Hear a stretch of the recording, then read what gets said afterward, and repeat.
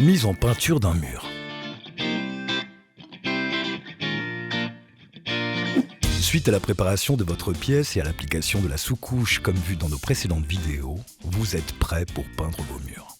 Gardez à l'esprit que si vous devez repeindre l'intégralité d'une pièce, il vous faudra commencer par la mise en peinture du plafond avant de passer au mur. Pour la mise en peinture d'un mur, vous aurez besoin d'un chiffon, de peinture, d'un bac, d'un mélangeur, d'un pinceau à rechampir, d'un ou plusieurs roues. Nous vous conseillons vivement d'enfiler une tenue de protection si vous n'avez pas de vêtements adaptés. Étape 1. Appliquez la première couche de peinture. Maintenant que la pièce est bien protégée et que le ruban de masquage a été posé, préparez la peinture et mélangez bien la matière pour la rendre fluide.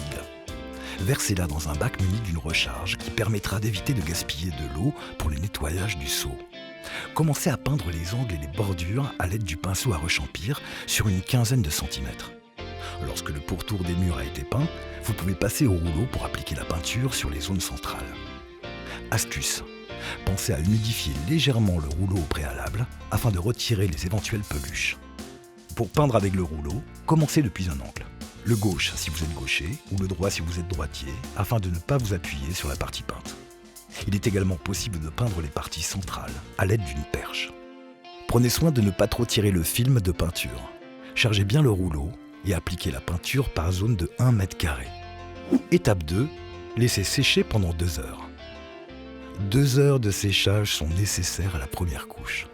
Pendant ce temps-là, vous pouvez emballer vos pinceaux utilisés dans du plastique bien fermé afin de les conserver pour l'application de la deuxième couche.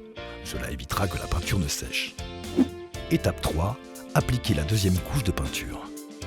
De la même manière que pour la première application, passez une seconde couche de finition en commençant par les angles et en terminant par la partie centrale. Étape 4. Retirez les bandes de masquage et la bâche. Avant que la peinture ne sèche, vous pouvez retirer le ruban de masquage ainsi que la bâche. Petite astuce: si la bande de masquage accroche déjà à la peinture, tracez une ligne nette au cutter afin de retirer le ruban plus facilement et ne pas faire de traces. Étape 5. Laissez sécher environ 2 heures avant de procéder à la décoration de la pièce. Vous pouvez maintenant nettoyer vos outils en utilisant un couteau américain pour limiter la consommation en eau.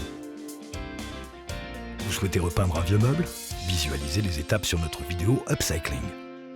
Retrouvez plus de conseils sur colibripeinture.com et sur notre page YouTube.